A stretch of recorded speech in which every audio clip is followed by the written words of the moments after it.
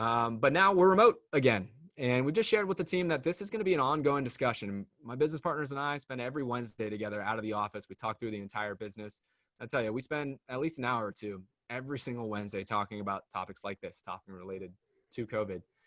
So we'll keep you updated. But as of right now, JWB is fully remote again. And, for the foreseeable future, that's where we're at. Sounds good. I want to touch on what you just said right now, right? Like you spend every Wednesday out of the office. And to me, that's something that I always harp on, right? So anybody that's new here, I was just kind of hired to help tell the story of JWB, right? I'm an outside contractor. So I've been learning about this business for the last 6 months as we go through this process.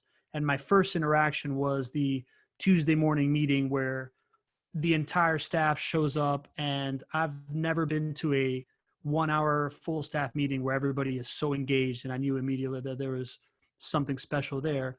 But as we peel the onion, like one of the things that I find remarkable is this idea that the 4 partners that run the business, that are the heads of decision-making, are completely unreachable every single Wednesday because you spend the whole day together planning and foreseeing issues like this, which is no surprise to me why you had already led the charge in the technological the digital adaptation of all these processes that allow you to work remote and allow you to continue all these critical processes, such as leasing, which actually rent collection, I think we probably want to talk about next, right?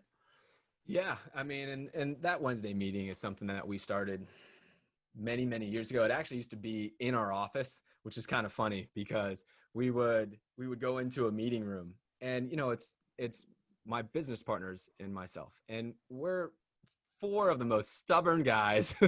We care tremendously, and we've known each other for decades now. We've been working together for decades, and, some of us have been best friends since high school, right? Like, so there are going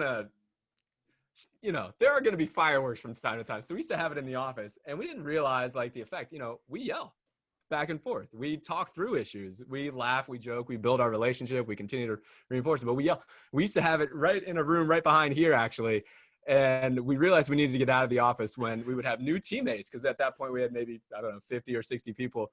And some of them didn't know us and didn't know how we were acting. They're like, oh no, the owners of the company are yelling and screaming at each other. What does that mean? And, they just don't have the context of it. So that meeting is a real big source of our success. It is. We invest that time every single Wednesday. And then, from that meeting, we have an incredible leadership, and we make sure that the message makes sense by all parties, that we're putting people first in our decisions.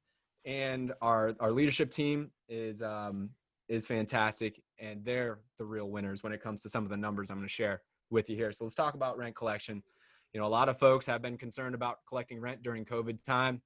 Again, if we set the perspective early on, Pablo and I got on the show, and I said I'd never been through something like this before. I can't come up here and tell you that I know exactly how this is going to work out. I would expect a short-term, temporary loss of rental income, but I thought that it would be a lot more consistent than other asset classes. And I was right about half of that. It was a lot more consistent than other asset classes. The part I was wrong about is we really haven't seen a dip in rental income. So a normal month for JWB comes in at 98.5% of rent collected. And I'm looking at the numbers here. April and May and June were all between 97.5% and 98%. In a time when you cannot evict from not receiving rental income from residents. So an incredible accomplishment by our team. Sure, it helps. The systems are there and all that good stuff, but the people that we have care tremendously. And the relationships that we've built with our residents are showing through in this time. So we're very happy, very thankful. And it should mean a lot of confidence coming to our investors, which it has, that your rental income continues to come in. Your consistency is still there. That's the reason why you came to this asset class. It's not what you're getting in the stock market. And you're still getting it even in the time of this pandemic. Yeah. Again, no surprise to anybody that's been following along with the show. We report these numbers all the time. At first I think it was eye-opening. At this point, I'm like, all right, buddy, you're doing great. Super. Good for you. What happens if we show up at like 96% one month? We're going to be like, oh no. I don't know what'll happen.